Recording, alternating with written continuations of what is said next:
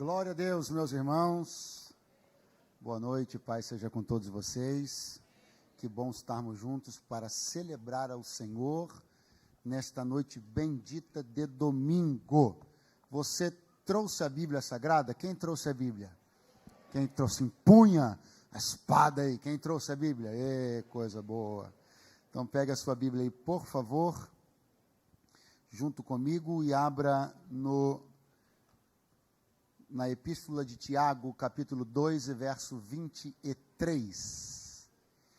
Tiago 2 e 23. Glória a Deus. Muito bom cultuarmos a Deus juntos, como o Espírito de Deus moveu-se, né? Com liberdade hoje no meio das canções.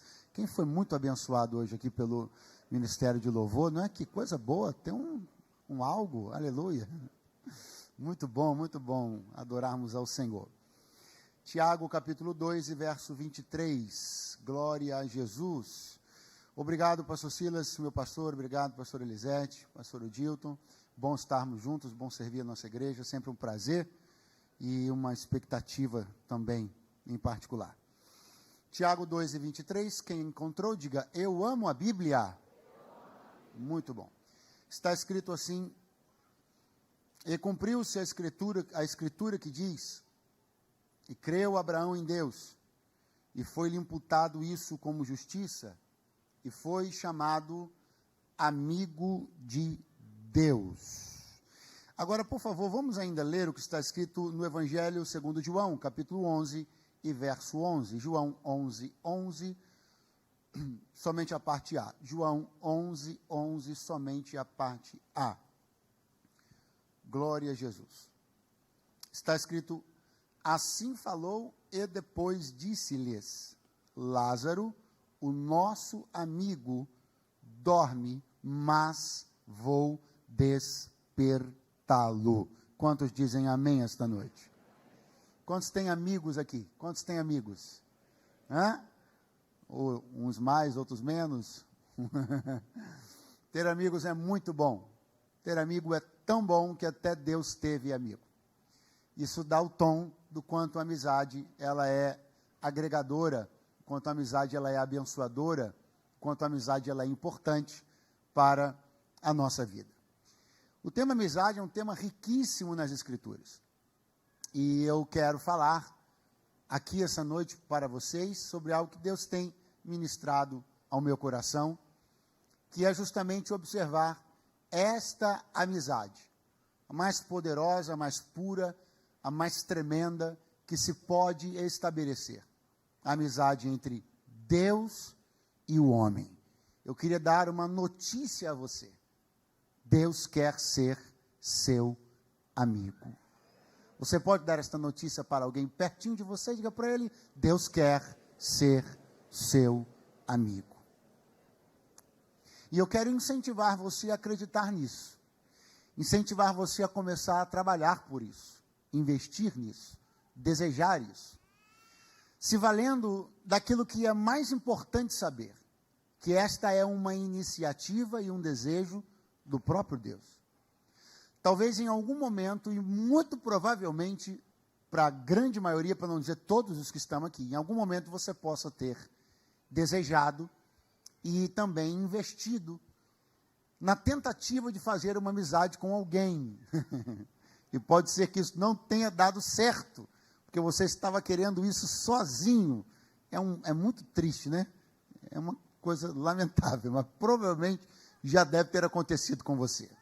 Mas a melhor parte de você empreender uma amizade com Deus é você ter a segurança de que Ele já previamente estabeleceu que isso é algo que Ele deseja e algo que, se você também quiser, não tem jeito de não dar certo. Quantos dizem amém esta noite? Meu querido irmão, abre um pouquinho mais o monitor aqui para mim, por favor, e eu vou ficar muito, muito agradecido. Nós lemos 2 versículos da Bíblia aqui. O versículo primeiro que lemos, na Epístola de Tiago, fala de uma amizade que você provavelmente deva ter já ouvido falar.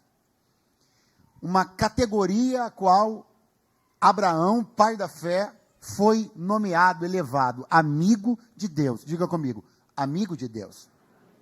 Depois nós lemos aqui João capítulo 11, verso 11, quando Jesus, falando aos seus discípulos, após ter sido notificado da enfermidade de Lázaro, Jesus fala aos seus discípulos: Lázaro, nosso amigo. Então a Bíblia está apresentando para nós aqui dois amigos.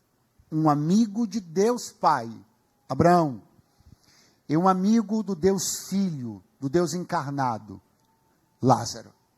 Esses dois amigos, eles trazem lições muito importantes sobre a construção e os valores em torno dessa relação tão poderosa que eu estou aqui apresentando para você, que Deus quer estabelecer conosco. Mas antes de eu falar sobre amizade, eu terei de falar sobre o contrário disso. O conceito bíblico do contrário disso. Bom, o contrário de amizade é inimizade. E por mais que essa palavra seja uma palavra muito forte, e que ela pareça não ter absolutamente nenhuma ligação entre nós e Deus, a Bíblia diz explicitamente, em Romanos capítulo 8 e verso 7, portanto, a inclinação da carne é inimizade contra Deus. E diz ainda no capítulo 5 e verso 10, porque se nós, sendo inimigos, fomos reconciliados com Deus, mostrando, portanto, que houve um tempo da nossa vida onde nós éramos inimigos de Deus. É forte isso, né? É um pouco assim, até constrangedor, da gente meio sem jeito, mas é isso aí. Houve um tempo da nossa vida onde nós éramos inimigos de Deus. E a Bíblia está dizendo que o que gera, o que ocasiona, o que resulta nesta inimizade é a inclinação da carne. Então, quando o homem decide viver uma vida inclinada para a carne, ele automaticamente, ele pode não gostar dessa palavra, ele pode achar essa palavra muito forte, ele pode achar que essa palavra não é politicamente correta, não importa, mas está na Bíblia. Se ele decidiu viver uma vida inclinada para a carne, ele decidiu viver uma vida em inimizade para com Deus. Quantos estão ouvindo bem, digam amém? Muito bom.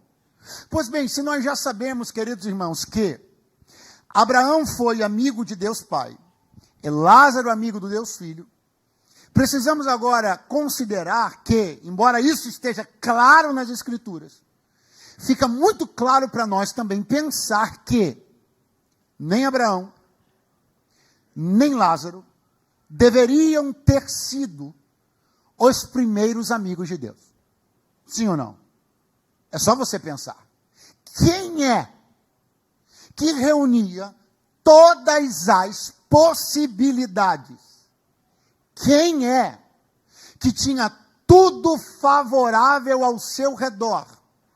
Quem é que tinha um conjunto de condições favoráveis para ter sido ele, e não Abraão, mas ele, o primeiro homem a receber o título de amigo de Deus? Alguém se arrisca a dizer quem deveria ter sido? Quem deveria ter sido? Muito fraco. Quem deveria ter sido? Então uma coisa está muito provada, para início de conversa. Não é sobre condições favoráveis, é sobre desejo. Não é sobre estar cercado de possibilidades, é sobre querer. Não é sobre ter menos ou mais fatores que cooperem contra ou a favor. É sobre decidir ser amigo de Deus. Pare e pense comigo. Quem tinha mais condições favoráveis para desenvolver uma amizade com Deus? Adão ou Abraão? Quem tinha mais, quem tinha um maior conjunto de circunstâncias favoráveis para ser amigo de Deus? Estou falando para você do homem que Deus visitava pessoalmente na viração do dia. Repito então a pergunta: quem é que tinha mais condições favoráveis para ter sido o primeiro amigo de Deus? Quem é? Quem é? Quem é? Mas como, portanto, Adão não consegue isto, surge então no cenário Abraão como amigo de Deus e Lázaro como amigo de Jesus. E é muito interessante que você perceba uma certa distinção que existe entre estas duas pessoas e suas relações de amizade. Por quê? Muita atenção. Porque Abraão é amigo de Deus Pai, Deus Espírito. Já Lázaro, amigo do Deus Filho, Deus encarnado. As relações de amizade com um ser espiritual são uma. As relações de amizade, ou a relação de amizade com um Deus encarnado é outra. Para dar um exemplo simples. Quando Jesus demonstrava algum tipo de sentimento, era fácil Lázaro enxergar isso nos seus olhos. Sim ou não? Sim ou não? Quando Jesus, vou repetir, demonstrava algum tipo de sentimento, digamos, uma eventual contrariedade em relação a algum comportamento de Lázaro, era fácil ou difícil para Lázaro perceber como Jesus estava se sentindo? Fácil ou difícil? Era só olhar nos olhos de Jesus. Agora, como Abraão vai olhar nos olhos de Deus? Como Abraão vai perceber como Deus se sente? Ser amigo de um Deus Espírito é muito mais difícil do que ser amigo de um Deus encarnado. Nenhum de nós aqui teve e nem terá a oportunidade que Lázaro teve de ser amigo de um Deus encarnado. Todos nós aqui só temos uma única possibilidade de ser amigo do Deus Espírito. E a boa notícia que você precisa receber é essa. Você vai ter um pouquinho de trabalho para saber como Deus se sente. E essa é uma notícia que para muitas pessoas cai de maneira desanimadora.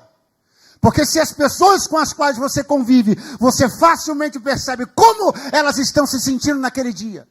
Seu colega de trabalho, você facilmente percebe como ele está se sentindo naquele dia. Sua esposa, seu esposo, seus amigos íntimos, eles transparecem em suas feições como eles estão se sentindo naquele dia. Agora a pergunta é, quem olhou nos olhos de Deus hoje de manhã? Então, para você saber como Deus se sente ao seu respeito, você vai ter um pouquinho mais de trabalho do que você tem com os seus amigos. E essa é a grande questão. É por isso que esta amizade, para muitas pessoas, está estacionada. Porque não há investimento. Não há, na verdade, nem ao menos interesse de descobrirmos como Deus se sente ao nosso respeito. Eu quero advertir você essa noite a respeito de uma coisa. Desenvolver uma amizade com Deus dá trabalho. Desenvolver uma amizade com Deus tem que ter desejo. Desenvolver uma amizade com Deus tem que ter interesse. Exatamente neste momento agora, existem sentimentos do coração de Deus ao seu respeito. Existem sentimentos que são imutáveis de Deus para com você, como por exemplo o amor. Deus não amará você hoje para deixar de amar você amanhã. E o sentimento também não muda, nem de tamanho, nem de intensidade. Deus não te amará mais hoje, ou menos amanhã, ou mais intensamente semana que vem do que hoje. Isto não. Mas como toda a relação, existem sentimentos que dizem respeito à fase, à condição, como por exemplo uma decisão que você toma, como por exemplo um comportamento que você adota. Será que você está preocupado, interessado em buscar saber como Deus está se sentindo? Por favor, olhe para alguém e diga, procure saber. Muito fraco, diga, procure saber como o seu amigo se sente ao seu respeito hoje. Quando você tomar uma decisão, procure saber como Deus sentiu-se a esse respeito. Quando você fizer uma aliança, ou na verdade, muito melhor, antes de que você faça uma, procure saber como Deus se sente a esse respeito. Essa procura será mais difícil, mais trabalhosa do que você tem com as pessoas com as quais você se relaciona de maneira carnal. É só olhar nos olhos. É só perceber se o nariz está meio assim, o bico está meio assim, não é? Oh, glória a Deus. Mas com Deus você vai precisar investigar isso um pouquinho melhor.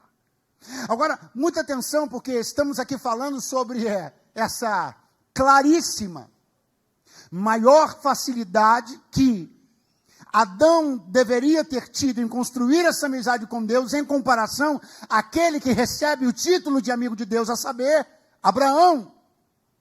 Mas por que eu lhe digo que Abraão constrói isso e Adão não consegue construir? Razão número 1. Por conta de um mistério envolvendo o princípio da unicidade. Ser único. Único. Eu disse o quê? Essa palavra único está muito ligada nas relações de Deus com Adão, com Abraão, comigo e com você. Se nós entendermos sobre isso, nós vamos ter uma amizade sólida e poderosa para com Deus. Por quê? Vamos começar a lembrar como é que Deus tratou com Adão logo quando as coisas começaram. Adão, é o seguinte: você pode comer de todas as árvores do jardim, exceto uma. Então há uma única, diga comigo, única, muito fraco, há uma única árvore que você não pode comer. Não são 100, não são 50, não são 5, há uma única árvore que você não pode comer. Eu não estou te pedindo para abrir mão de 99 árvores e ter uma. Eu não estou te pedindo para abrir mão de metade das árvores e ter a outra metade. Eu estou te pedindo uma coisa simples: abra mão de uma única. E daí, pastor? Por que essa palavra única tem tanta relação com Adão? Porque foi aí que Adão feriu a sua amizade para com Deus. Aí ele não conseguiu construir, porque ele não foi capaz de abrir mão de uma única árvore do jardim. Agora veja como Abraão se comportou quando Deus pediu a ele algo relacionado à palavra único. Quem ainda está por aí, diga alguma coisa. Abraão, vai ao Moriá e entrega ali teu filho, teu único filho. Porque não dá para ser meu amigo se você não tiver a capacidade de abrir mão de uma única coisa por mim. É muito interessante você perceber como há uma relação aqui curiosa. Porque o que Deus pediu a Adão foi: abra mão desta única árvore, fique com todas as outras. Para Abraão, o Senhor não disse: me entregue um filho e fique com os outros. O Senhor disse: entregue o único que você tem. Adão não conseguiu, no universo botânico do jardim, abrir mão de uma única árvore. Mas Abraão conseguiu abrir mão do único filho que tinha. A palavra único está intimamente ligada à relação de Deus com o homem. A palavra único está tão ligada à relação de Deus com o homem, a amizade de Deus para com o homem, que só é possível sermos amigos de Deus por conta do texto áureo da Bíblia. O que está escrito lá, João 3,16, porque Deus amou o mundo de tal maneira que deu o seu único filho, para que todo aquele que nele crê não pereça, mas tenha vida eterna.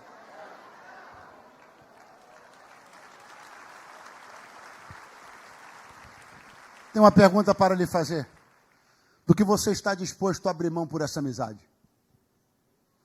Você está disposto a fazer renúncias por conta desta amizade? Você está disposto a Deus fazer um círculo em alguma coisa e dizer para você: isso não, porque isso vai custar a nossa amizade? Será que você está disposto a Deus colocar um traço embaixo do nome de uma pessoa e dizer para você: esse não, porque isso vai prejudicar a nossa amizade? Será que se Deus hoje lançasse luz em cima de uma coisa sua, uma amizade sua, uma posse sua, uma decisão sua, e te pedisse uma única coisa, será que você teria capacidade de fazer o que Abraão fez? Ou será que você perderia a chance de ser amigo de Deus, como Adão perdeu, porque não soube ter a capacidade de negar uma única coisa? Preste muita atenção, estamos falando de Adão, estamos falando de Deus, de Abraão. E eu disse para você que naturalmente a posição de Adão é uma posição muito mais fácil, mas eu não disse por quê. Eu disse para você que ele tinha condições muito mais favoráveis, mas não disse por quê, mas digo agora. Em que contexto nasce Abraão? Qual é o contexto social em que Abraão está inserido? O contexto da Mesopotâmia? Em que contexto religioso, cultico, Abraão está inserido? Politeísta? Pagão? A pergunta é: quais deuses duelavam contra Deus no Jardim do Éden? Quantos altares tinha no Jardim do Éden? Quantos deuses Adão conhecia a não ser Deus? Abraão conhecia uma infinidade de deuses, mas quando Deus verdadeiro chamou ele pelo nome, ele largou tudo. No Éden não havia deuses rivais. Avisa para o seu vizinho, para ele ver se ele entra no manto, diga para ele: no Éden Eu estou com a impressão que os irmãos não estão recebendo assim esse som com muita graça. Não sei, eu estou com essa impressão. Uma impressão estranha. Está aberto esse mistério aí, meu irmão? Tá, então tá bom. Então vamos lá. Foi só uma impressão. Escute. No Éden não havia deuses rivais. Vai, avisa para o seu vizinho. No Éden não havia deuses rivais. Qual altar havia no Éden? Tinha Baal no Éden? Tinha Astarote no Éden? Tinha outros deuses no Éden? Adão alguma vez na sua vida ouviu falar de um outro Deus, sim ou não?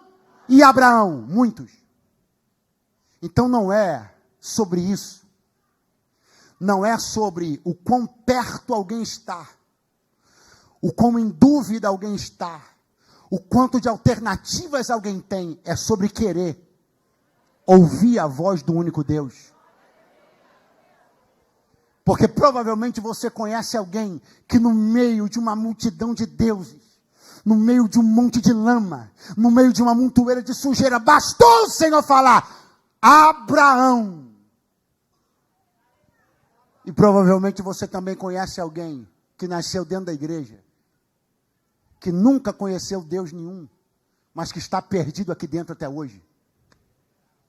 Porque não é se existe rivalidade de outros deuses, não é sobre ter conhecido outras coisas ou não, é sobre querer servir e ser amigo de Deus. Ou levante a sua mão mais alto que você puder, aonde os amigos de Deus estão nesta noite. Oh, graças a Deus!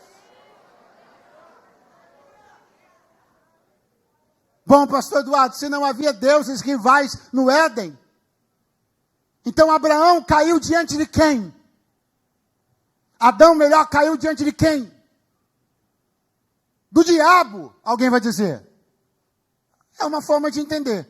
Tenho outra. Vamos voltar ao que Romanos diz. Nós lemos juntos, eu vou repetir. Verso 7 do capítulo 8. Portanto, a inclinação da carne é inimizade contra Deus. Como é que alguém se torna inimigo de Deus? Inclinando para a sua carne. Então não foi diante de altar nenhum que Adão se dobrou. Não foi diante de nenhum tipo de culto ou liturgia pagã que Adão se dobrou. Adão foi vencido pelo seu próprio Deus, pela sua carne. Porque você precisa entender que às vezes a gente fica ouvindo uma palavra como essa e diz assim, mas eu não sinto vontade nenhuma, não me desperta interesse nenhum servir ao Deus A ou ao Deus B. Só que a Bíblia fala sobre homens amantes de si mesmos, servos dos seus ventres. Provavelmente existe alguém que está me ouvindo aqui agora, não fique chateado. Você nunca dobrou o teu joelho diante de um altar de um Deus pagão, de uma imagem, de uma coisa tangível, palpável, mas você se tornou um servo do seu próprio estômago, servo da sua vontade. Sua carne tem se tornado o seu Deus.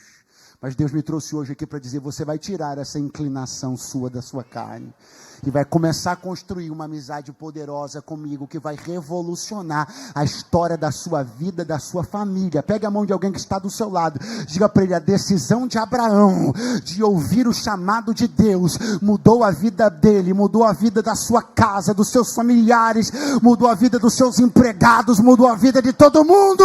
Basta que um homem ouça a voz de Deus e tudo vai mudar a partir dali. Glória!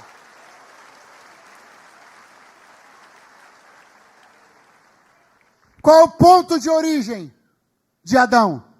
O Éden. Qual o ponto de origem de Abraão? A Mesopotâmia. Aquela terra onde ele estava.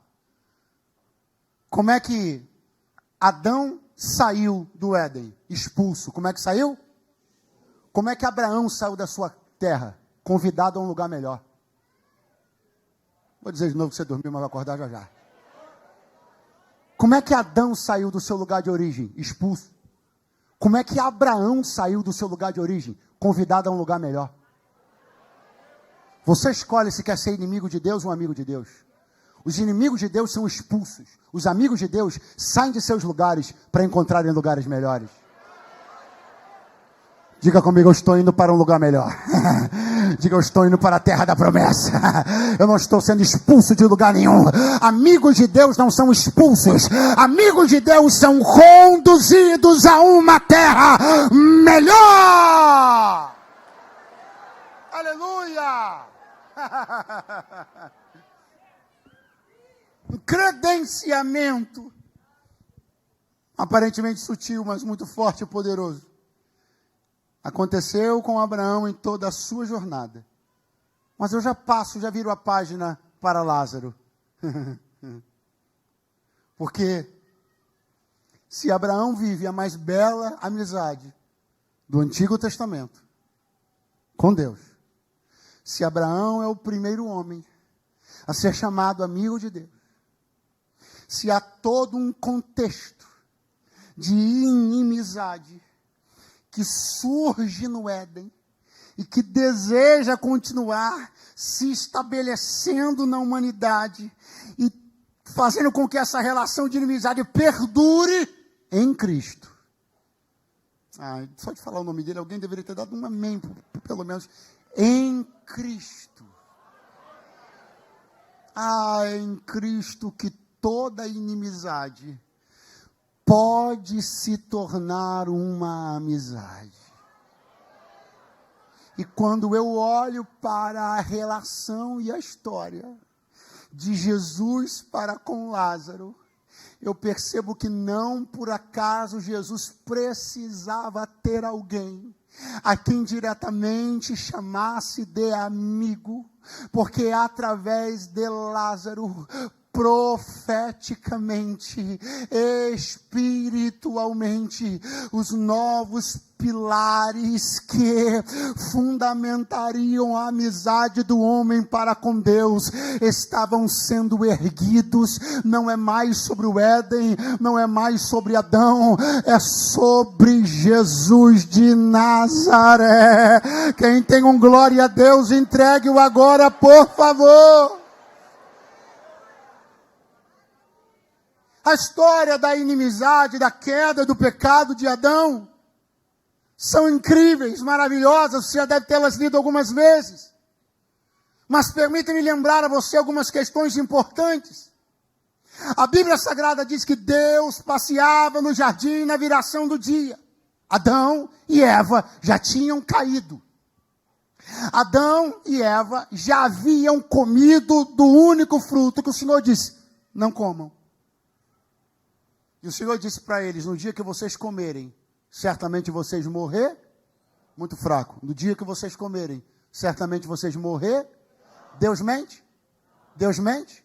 Então, a essas alturas, se Adão e Eva já comeram no fruto, espiritualmente eles estão mortos ou vivos? Mortos ou vivos? Então, é nesse contexto que Deus visita o jardim na viração do dia. Agora, muita atenção. Porque diz a Bíblia Sagrada que Adão ouve a voz de Deus. Agora eu preciso de toda a sua atenção, até para lhe prestar um serviço ministerial de desfazer uma compreensão que você pode ter tido equivocadamente. Preste atenção. Adão ouviu a voz de Deus. Ele diz para o Senhor: eu ouvi a tua voz passeando no jardim, temi e me escondi.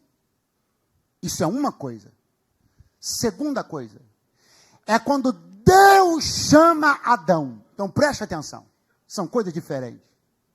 A primeira vez que Adão ouviu a voz de Deus neste dia, não foi chamando ele, está claro. Ele diz: eu ouvi a tua voz no jardim e temi. Isso foi antes dele ser chamado. Pastor, Deus estava falando? Sim. Com quem? Aí você pergunta para ele. Deus podia estar falando com os anjos. O pai podia estar falando com o filho. Deus poderia estar falando com a sua criação. Deus poderia estar falando com qualquer uma destas coisas, menos com outro ser humano. Isso não. Agora, Deus poderia estar falando com o anjo. Deus poderia estar cantando. Puxa. Era para ser um momento bacana da mensagem. Vamos de novo. Deus poderia estar cantando. Porque o que Adão diz é o seguinte: eu ouvi a tua voz no jardim. Então, muita atenção, a primeira coisa que desperta Adão não é Deus chamando ele. é ouvir a voz de Deus falando com outra pessoa. Eu vou usar pessoa para ficar mais fácil. Isso aqui é maravilhoso. Porque o primeiro indício da aproximação de Deus com Adão não foi quando Deus o chamou, mas quando Adão ouviu a voz de Deus, ainda antes de estar falando diretamente com ele. Eu aprendo uma coisa sobre a aproximação de Deus. Eu aprendo uma coisa quando Deus está querendo começar a chamar a nossa atenção para nos tirar de trás de algumas árvores. Comumente, a primeira vez que você ouve a voz de Deus e se atemoriza não é quando Ele está falando com você. Ele ainda está falando com outra pessoa quando você percebe que Ele está chegando perto. Quem aqui já não percebeu a proximidade de Deus quando Ele falava com outro? Nem era com você, mas você olhou e disse, eita que Deus está aqui. Daqui a pouco Ele me acha.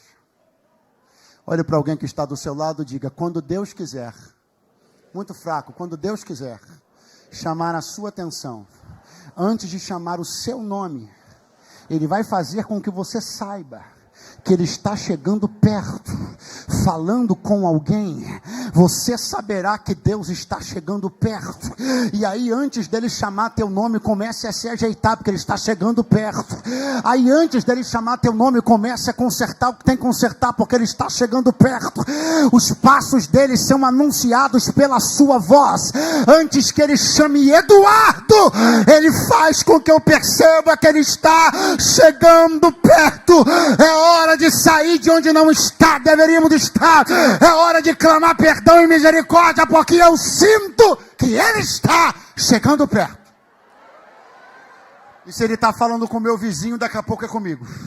E se a presença de Deus já pegou da direita, daqui a pouco é comigo. E se a presença de Deus já está aqui no altar, na hora do ministério de louvor, daqui a pouco é comigo. Eu percebo a chegada de Deus antes que Ele mencione o meu nome. É Ele me dando tempo de me preparar para a hora que Ele disser meu nome. Alamachoramaia.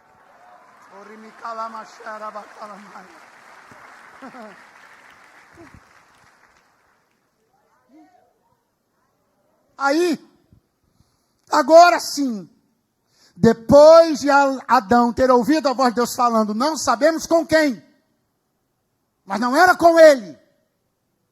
Agora sim o Senhor chama, Adão. Eu vou contar de 1 até 3. Quando eu disser 3, você vai dizer bem forte, Adão. Vamos lá? 1, 2 e 3. Adão. Você pode fazer melhor. 1, 2 e 3. Eu repito, o Senhor disse, no dia que você comer, certamente você vai morrer. Então, quando Deus chamou Adão, ele estava morto ou vivo? Morto ou vivo? Morto ou vivo? E morto ele vem se apresentar. Disse, eu ouvi tua voz passeando no jardim. Me escondi. Por quê? Estava nu. Quem te disse? Aí a história você já sabe. Aí o Senhor vai, na hora da sentença, diz assim, preste muita atenção, já estou encerrando. O Senhor vai e diz assim, na hora da sentença, para a serpente e para a mulher, isso é muito interessante. O Senhor diz assim, eu vou pôr inimizade. Eu vou pôr? Perceba que a primeira vez que a palavra inimizade aparece na Bíblia, é no contexto da sentença que Eva está recebendo, e a serpente também. Então preste muita atenção, por que é que a inimizade, isso não é só uma questão da palavra aparecer. O conceito da inimizade na Bíblia está sendo apresentado aqui, quando o Senhor fala da inimizade entre a serpente e a mulher. E por que isso aconteceu? Porque o homem pecou.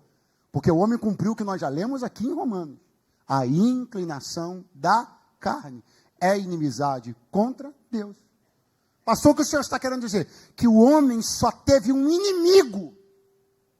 Só foi apresentado o conceito da inimizade para o homem, porque ele se tornou inimigo de Deus. Se o homem não tivesse se tornado inimigo de Deus, o homem não teria inimigo nenhum. Vou de novo.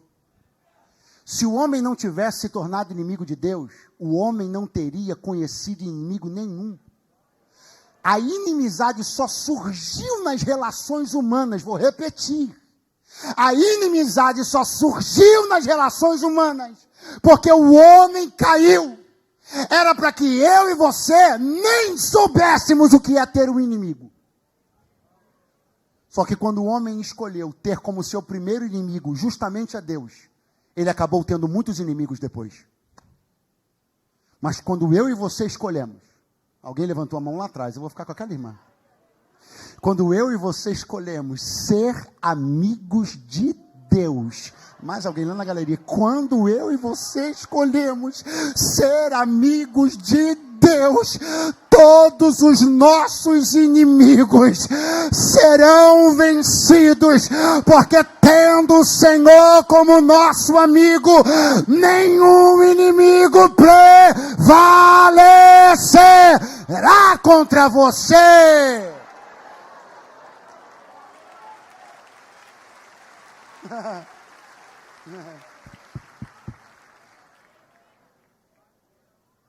Mas eu disse, e preciso chegar neste ponto para concluir, que a amizade de Jesus com Lázaro foi um grande projeto, uma grande maquete, um grande jeito de apresentar a amizade melhor que Deus queria ter com o homem, a partir daquele dia. A partir da vida, do ministério, da entrega de Jesus. Pastor, onde isso tudo está? Atenção a alguns pontos. E concluímos juntos aqui essa meditação. Lázaro está enfermo. E Marta manda chamar Jesus. Jesus estava num momento muito interessante do seu ministério, após sofrer terrível hostilidade na Judéia, ter escapado de ser apedrejado com seus discípulos. Ele chega num lugar acolhedor, nas margens do Jordão, e encontra alguns discípulos de João, que tinham ouvido falar muito sobre Jesus, não conheciam ainda. Eles ficam ali, usufruindo da comunhão com Jesus, tratando ele muito bem. Olha o que João falou na minha metade do que o senhor é. Você é bom demais, sua presença é maravilhosa. E nesse contexto é que chega a mensagem dos familiares para Jesus. Lázaro está doente. Você já conhece a história. Jesus tarda ainda um pouco para sair dali. Ele sai, empreende a viagem. Quando ele chega em Betânia, Lázaro havia morrido há 4 dias. Quem está aí, diga amém, por favor. Jesus está conversando com as irmãs, com Marta, na entrada da cidade. Ela pondera algumas coisas. Você conhece a história, Jesus vai falando. E aí Jesus pergunta: colocaram ele aonde?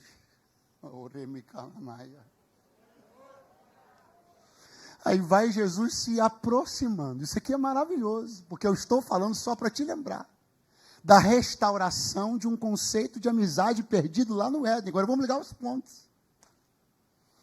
Quando o homem caiu, você leu na Bíblia em Gênesis que Deus chorou? Quando o homem morreu, você leu na Bíblia em Gênesis que Deus chorou? Pergunte por quê? Porque Deus é Espírito. Deus não podia chorar. Não significando, portanto, no entanto, que ele não sentiu. Mas eu não li na Bíblia que diante do Adão morto, Deus chorou. Mas eu li na Bíblia que diante do Lázaro morto, Jesus chorou. Jesus quem, pastor? O personagem histórico não. Deus chorou naquele dia. Porque Ele é Deus encarnado. Portanto, você nunca mais vai ver na Bíblia, e nem na história, um outro dia escrito onde Deus tenha chorado. Mas por que isso está tão explicitamente escrito na história da ressurreição de Lázaro? Porque parece que alguém pode olhar o Gênesis e sentir, pensar, achar que Deus não sentiu.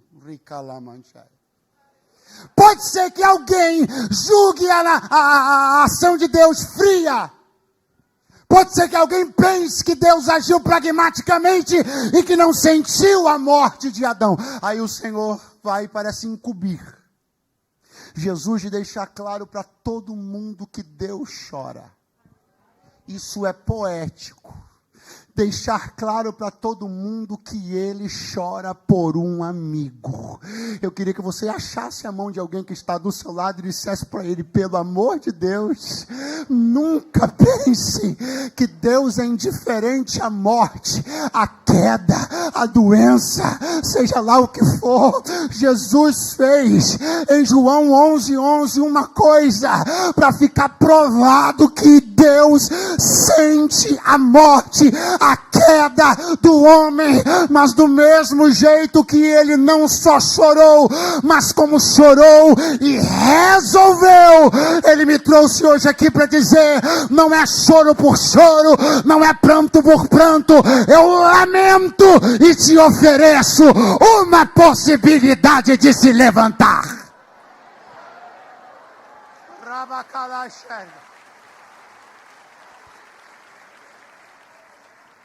Quem ainda está aqui, diga amém. Quem ainda está aqui, diga amém. Quando Deus entrou no jardim, na viração do dia, o que ele fez? Primeiro falava com alguém. E depois o que ele fez? O que ele fez? Eu preciso. O que ele fez? Como é que foi? Você tem ideia como é que foi isso? No 3. 1, 2 e 3. No 3, 1, 2 e 3. E Adão estava vivo ou morto? Olhe para João 11.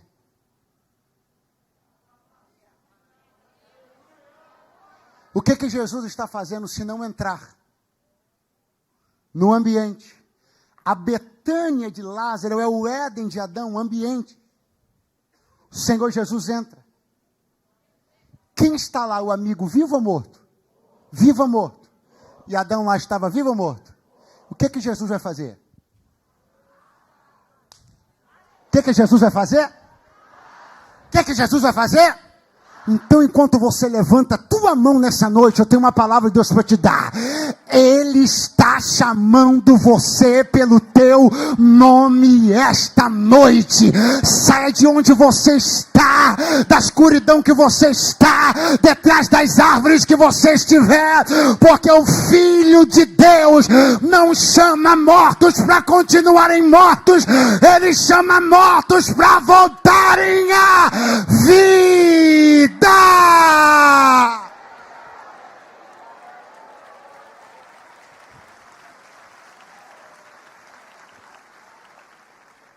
Eu pergunto e você responde. Quando Deus chamou Adão, ele estava vivo ou morto? Vivo ou morto? E quando ele chegou, ele ficou vivo? Ele se tornou vivo? Ele ressuscitou? Por quê? Porque a obra do Cordeiro não tinha sido anunciada. Então Adão é chamado morto, morto se apresenta e morto continua. Mas quando Jesus chama Lázaro, a obra do Cordeiro manifesta. Agora não tem quem seja chamado morto para morto permanecer. Agora quem é chamado morto para ressuscitar. Se alguém acredita de verdade que esta é uma noite onde o Senhor está chamando o teu nome, então levante-se do seu lugar agora. Se você acredita que Jesus está chamando o seu nome, então levante-se do seu lugar agora. Levante-se do seu lugar agora.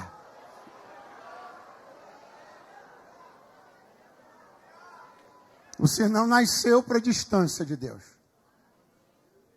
Você nasceu para estar próximo de Deus. Você não nasceu para a inimizade. Você nasceu para a amizade com Deus.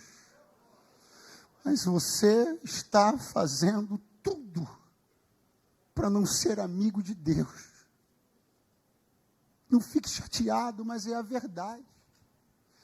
Você parece estar perseguindo essa ideia. Pastor, eu não, Deus me livre. Parece que você está obcecado pela ideia de se tornar inimigo de Deus. Tudo que você tem feito, a forma como alguém que me ouve agora anda conduzindo sua vida, suas decisões. parece que você decidiu ser inimigo de Deus. Pastor, eu não decidi isso. Você pode não ter decidido espontaneamente, mas acaba que essa é a sua decisão, quando você faz o contrário do que Deus manda. Mesmo quando você não verbaliza uma decisão, pastor, eu nunca disse que queria ser inimigo de Deus. Você não verbalizou essa decisão, mas você tem tomado essa decisão dia após dia, sem perceber.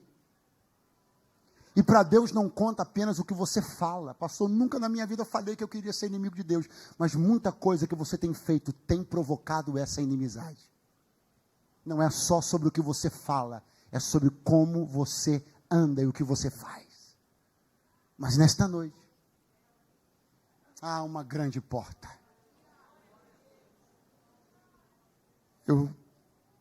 Como se o Senhor estivesse puxando um assento, uma cadeira, na mesa dos amigos, e dizendo para alguém aqui, até quando você vai ficar longe?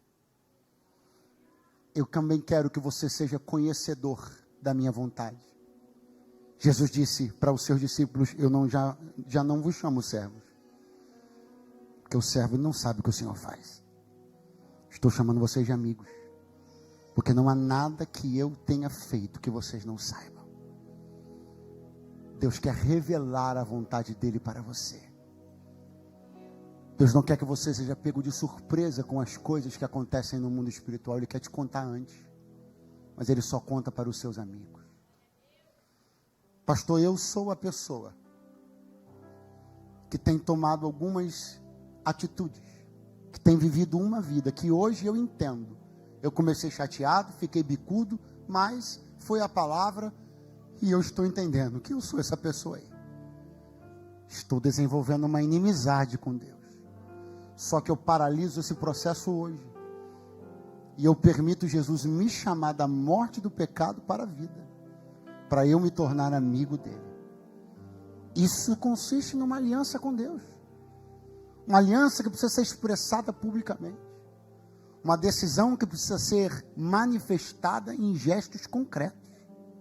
Jesus disse, se vocês se envergonharem de mim diante dos homens, eu também me envergonharei de vocês diante do meu Pai que está nos céus. Eu não sei do que você tem vergonha, mas pegue essa vergonha, bote-a no bolso e venha hoje aqui entregar a sua vida para Jesus. Se você quer fazer uma aliança com Jesus pela primeira vez na sua vida, se você hoje decide pela amizade com Deus, me dê um sinal com a sua mão, saia do seu lugar e venha no altar aqui e agora. Nós queremos orar por você. Saia do seu lugar e venha aqui. Se você quer hoje. Se você quer se tornar amigo de Deus hoje. Deus te abençoe. Se você quer se tornar amigo de Deus hoje. Onde você estiver. Você quer hoje? Pastor, estou na galeria muito longe. Eu vou esperar você. Você vale muito. Pode vir. Pode vir. Na esquerda, na direita, bem lá no fundão. Deus te abençoe. Pode chegar mais para o altar. Onde você estiver. Você quer se tornar amigo de Deus hoje? Você entrega a tua vida para Jesus hoje. Você entende que não há como ser amigo de Deus senão através de uma aliança com Jesus Cristo. Então sai do seu lugar e venha ao altar agora. Em nome de Jesus. Onde você estiver. Onde você estiver.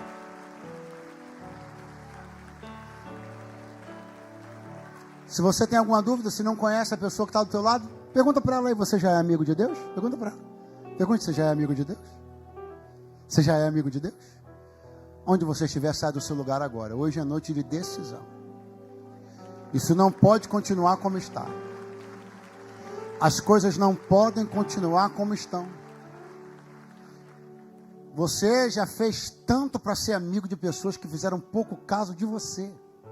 E há um Deus no céu eterno, santo, justo, que me trouxe aqui para 45 minutos ficar dizendo para você que quer ser seu amigo.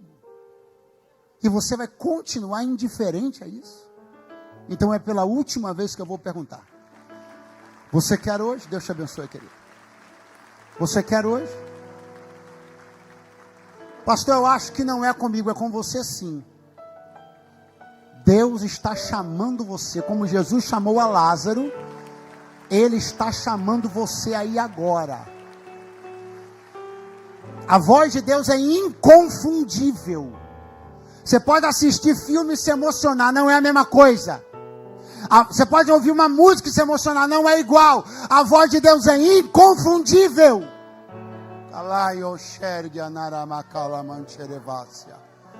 Se Deus está chamando você aí, e se você percebe que isso é diferente de tudo que você já sentiu, então essa é a sua última oportunidade dessa noite. Eu já estou passando a palavra ao pastor. Levante a sua mão agora onde você estiver. Saia do seu lugar, porque eu vou com gosto esperar você chegar aqui. Com muito gosto. Aonde você estiver, eu só preciso saber que você está vindo, para poder esperar por você e o pastor orar por você. Alguém mais está vindo? Então já por todos esses novos amigos de Deus, os outros amigos podem dar um lindo e forte aplauso ao Senhor?